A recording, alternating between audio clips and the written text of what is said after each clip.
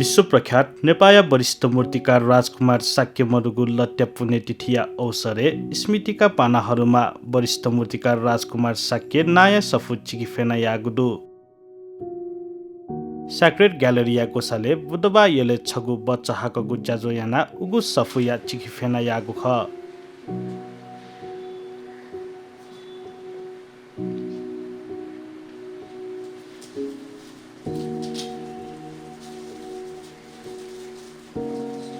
ज्याजोले सफुया चिकिफेना बागमती प्रदेश सभा सदस्य शोभा साक्य ललित कला प्रज्ञा प्रतिष्ठान कुलपति के कर्मचारी लगायत मङ्का कठयाना दिगु ख यो हाम्रो सरकारको तर्फबाट जुन कलाकारहरूलाई गर्नुपर्ने चीज चाहिँ कलाकार भनेर हाम्रो ललितपुर महानगरलाई ललितपुर महानगरी हस्तकला नगरी भनेर चाहिँ घोषणा त गर्नुभयो, तर कलाकारहरूलाई गर्नुपर्ने चिज चाहिँ पाइरहेको छैन। त्यस चाहिँ कमी भएको महसुस भइरहेको छ। त्यसकारण मैले हरेक समयमा सदनमा हाम्रो ललितपुरलाई हस्तकला नगरी त बनाउनु भयो, तर त्यसलाई चाहिँ गर्नुपर्ने काम केही गरेको छैन भनेर चाहिँ हरेक समय मैले आवाज उठाइरहेको छु। त्यसकारण यो हरेक देशमा मात्र होइन, यो हाम्रो नेपालको लागि, यो हाम्रो ठैना टोल निवासी रुद्रवर्ण महाविहारको संरक्षण महाविहारको एउटा पुत्रको रूपमा मात्र होइन कि नेपालकै पुत्रको रूपमा उहाँले चाहिँ आफ्नो नाम कीर्ति राखेर जानुभएको छ। हामीलाई दुःख लाग्छ उहाँ जस्तो प्रतिभाशाली, उहाँ जस्तो परम्परागत मूर्तिकला क्षेत्रमा आफ्नो जीवन समर्पण गरेका व्यक्ति र उहाँले धेरै यो क्षेत्रमा कला सृजनामा फैलाएको प्रभाव भएको व्यक्तित्व र विश्वको सामु पनि आफ्नो सिँगारी राख्न सकेको व्यक्तित्व गुमाउनु पर्यो। हामीलाई दुःख लाग्यो। त्यतिले मात्र त हाम्रो पनि भने जस्तै हाम्रो कल्पना अथवा हाम्रो कर्तव्य पुरा हुँदैन जस्तो मलाई लाग्छ। आज जुन भयो, आज यो यहाँ किताब विमोचन गर्ने कार्यक्रम राख्नु हो, त्यो चाहिँ मलाई साह्रै खुसी लाग्यो। के भने छोटो समयमा यति तयारी गर्नु सजिलो मलाई लाग्दैन। हामीले पनि यस्तो धेरै भोगेको, धेरै हामीले कलाकार घुमिसकेका छौँ इतिहासमा, धेरै कलाकार हामीले सम्झनुपर्ने हुन्छ।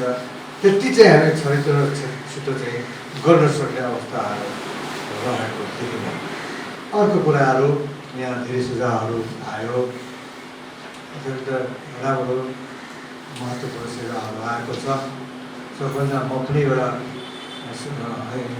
सहमत जनाउँछु कि उहाँको स्मृतिमा प्रतिष्ठान गठन गर्नुभयो भने त्यो साह्रै राम्रो काम हुनेछ।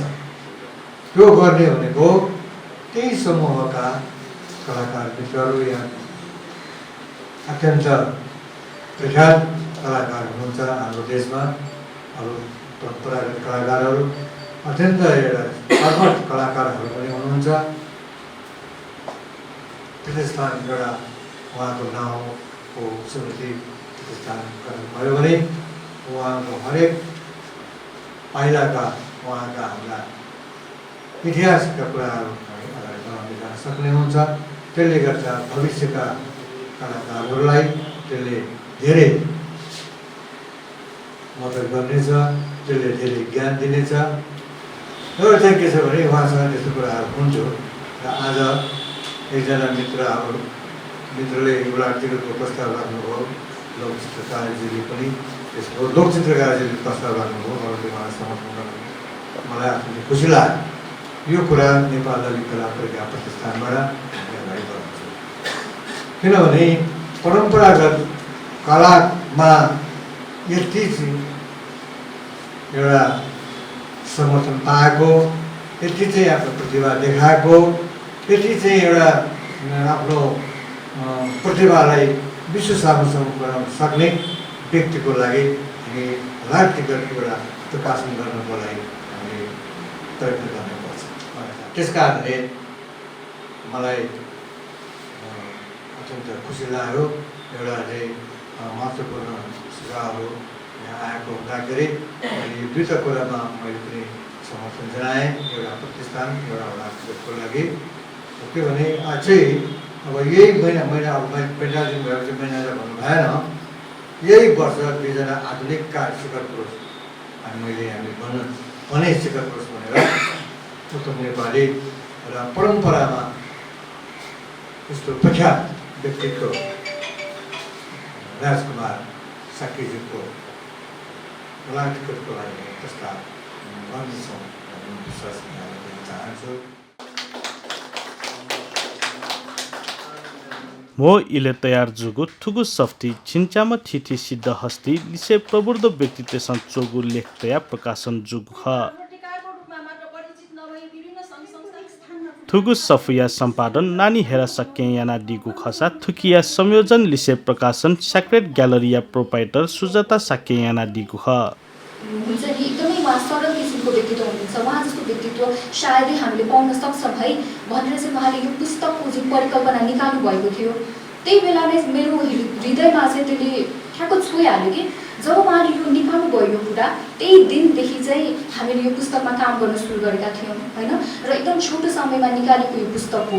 यो पुस्तकमा चाहिँ हजुरहरूले देख्न सक्नुहुनेछ जस्तै अब धेरै हामीले उहाँको कलाकृतिहरूको बारेमा पनि हामीले उल्लेख त गरेका छौँ, तर यसको यो पुस्तकको मेन उद्देश्य भनेको हामीले यो निकाल्नुको मेन उद्देश्य भनेको चाहिँ उहाँको व्यक्तिगत जीवनमा पनि एउटा यस्तो नजर लगाउने र उहाँको जुन गुण छ उहाँको पर्सनल हाम्रो जुन गुण छ त्यसलाई पनि हामीले स्मरण गर्ने खालको किताब चाहिँ हामीले स्मारिकाको रूपमा निकालेका छौँ।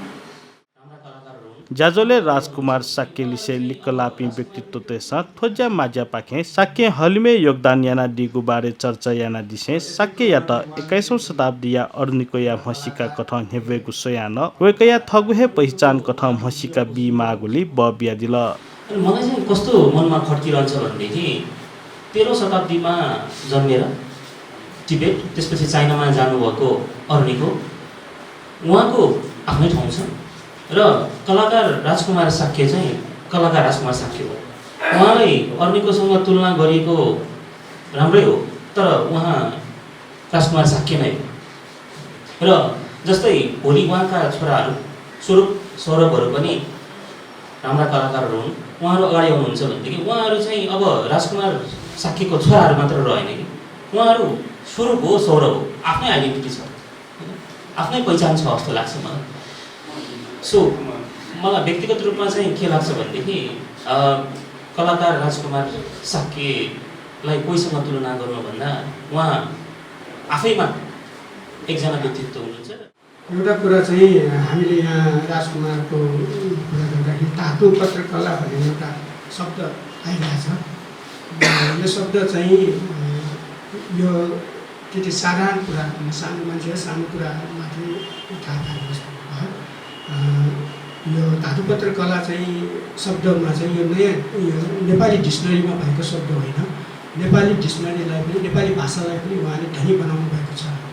यो धातु पत्रकला भनेर हामीलाई के थियो सुमेरु कलाग्राममा हामीले चाहिँ प्रपोजलहरू चाहिँ बनाउँदाखेरि यो थोज्या माइल्याको कुराहरू चाहिँ कसरी बुझाउने त्यो प्रपोजलमा राख्दाखेरि त्यो बुझ्नु पनि खोज्दै बुझाउनु त्यसलाई एउटा ठिक शब्द दिनु पऱ्यो भनेर चाहिँ राजकुमारले नै यसलाई चाहिँ यो धातुपत्र हो, पत्रमा काम गर्ने हो, यसलाई चाहिँ हामी धातुपत्र कला भनेर चाहिँ नयाँ पोइन्ट शब्द चाहिँ दिउँ भनेर हामीले सुमेरु कलाग्राममा माइनेटिङ गरेर त्यसलाई चाहिँ त्यसरी नै गरेको थियौँ।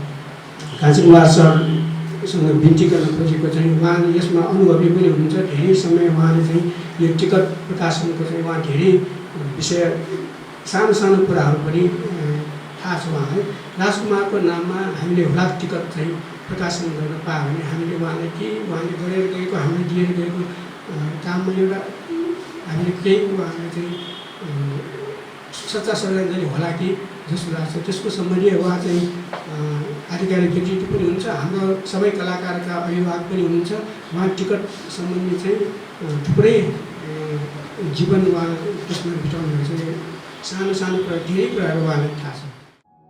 साक्य थोज्या माज्या विधि पाखे भुताने गुरु पद्म सम्भव्या तक्ले तढङ्गु सच्ची व छिन्यागु फिट्या मूर्ति देका दिगु खसा थतै वेक्ल देका दिगु मूर्ति त हलि न्यङ्क हे लोकौहा थुकिया कदर स्वरूप वेकया त नेपाल सरकार पाखे गोर्खा दक्षिण बाहु पाखे न विभूषित ज्यादी ठुङ्कुम ख तर कोरोना भाइरस कोभिड-19 कारण विक्रम सम्वत 2078 साल ज्येष्ठ 22 गते वेकया देहावसान जुल। हाल वेकया छम जहान व निम क्यापिदी